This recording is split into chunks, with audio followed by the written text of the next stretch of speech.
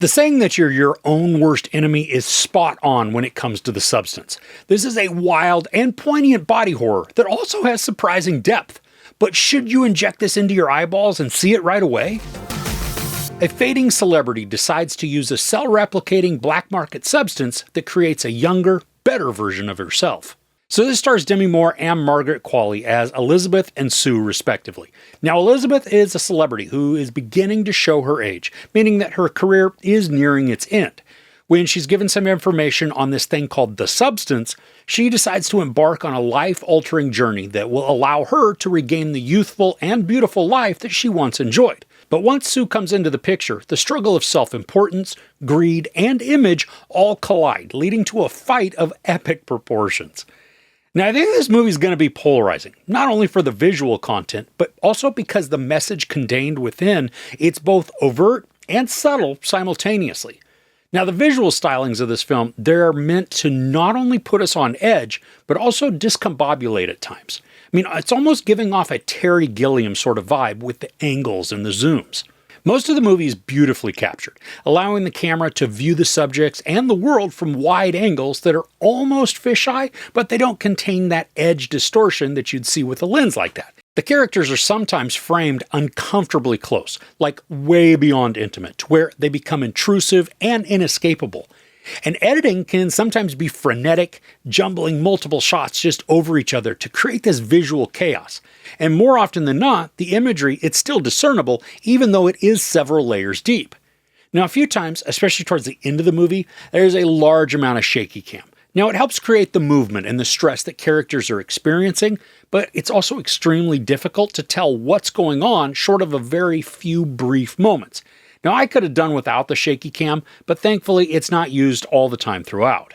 Something the film uses as a key point in the storytelling is the male gaze. Not only from male characters, but the camera makes the audience complicit as well. Now, both Elizabeth and Sue host exercise shows, and while Elizabeth's features an older demographic and they all wear nude-toned leggings, the camera still focuses on their bodies, hovering and zooming as the participants do their moves. And then when Sue's show is filmed, they don't wear leggings, but instead they wear more revealing swimsuit-tight outfits. And in their routines, the movements, they are highly sexualized, looking more like a seductive dance routine than an exercise set. And the camera focuses intently on their butts, their crotches, stomachs, breasts, just lingering to create a sexualized response rather than showcasing the team of exercisers who are showcasing all of their moves as one unit.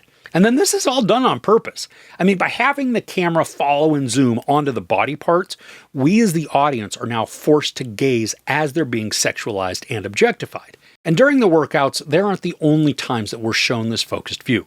We see it from any of the male characters, whether they be suits or sycophants of the TV executives, or even a neighbor who simply lusts over what he categorizes as hot. And don't think that this story is out to demonize men. I mean, the point of the male gaze here actually reinforces the deeper message that Elizabeth and Sue are struggling with, their own self-image and their self-worth. I mean, the commentary, it's still present about objectifying women, especially in moments when we watch men come into contact with Sue and then they can't see what is clearly and obviously wrong with her. I mean, they're only focused on the hot young woman in front of them. I mean, it is bitingly hilarious at the layers of the messaging. And there are times when nobody else is present in the scene and the camera still objectifies the character. In these instances, though, it's also slyly giving us an insight into a character's mindset and then focusing on them as items of desire. And that's exactly what both Elizabeth and Sue are after. The attention is what they crave, and we give that to them whether we want to or not.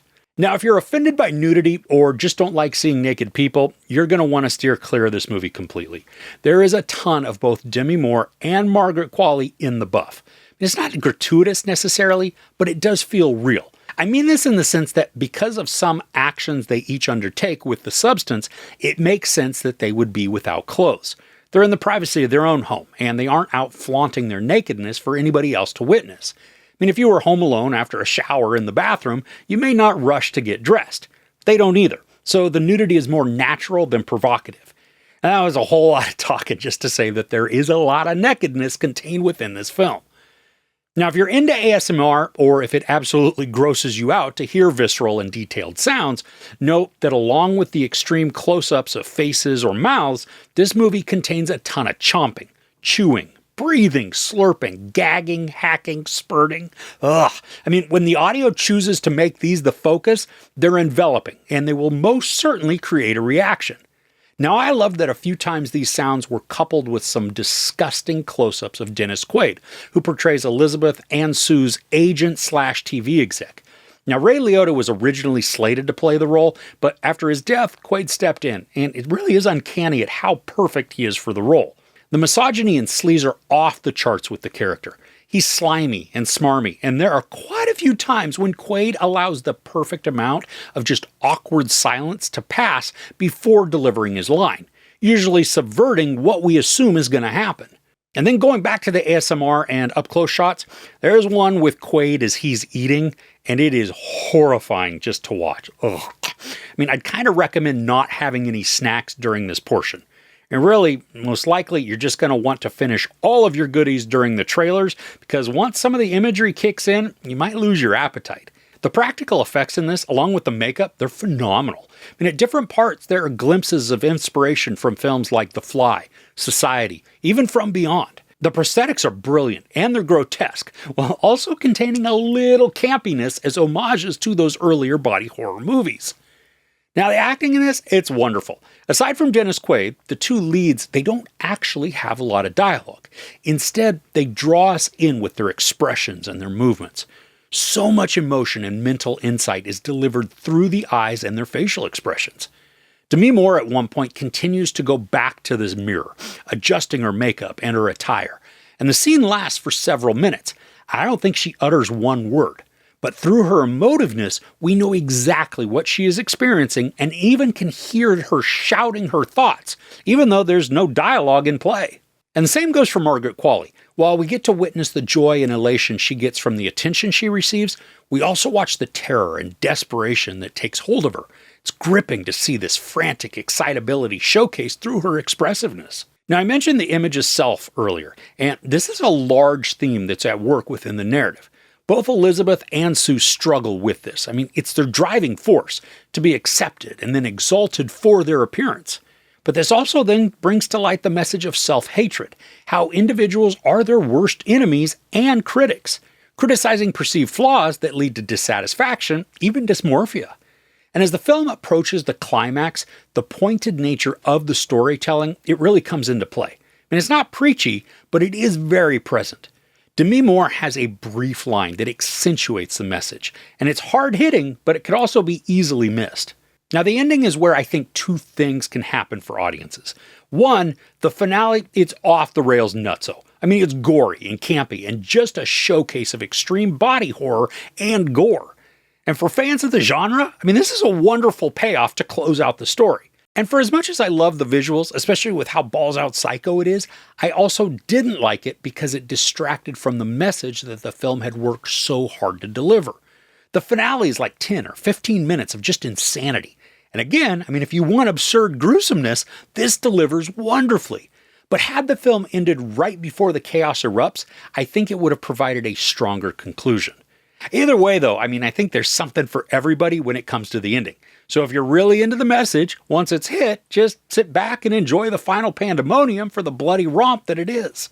I'm shocked at how deep this plot actually is, and how relevant it can be for so many different groups of people.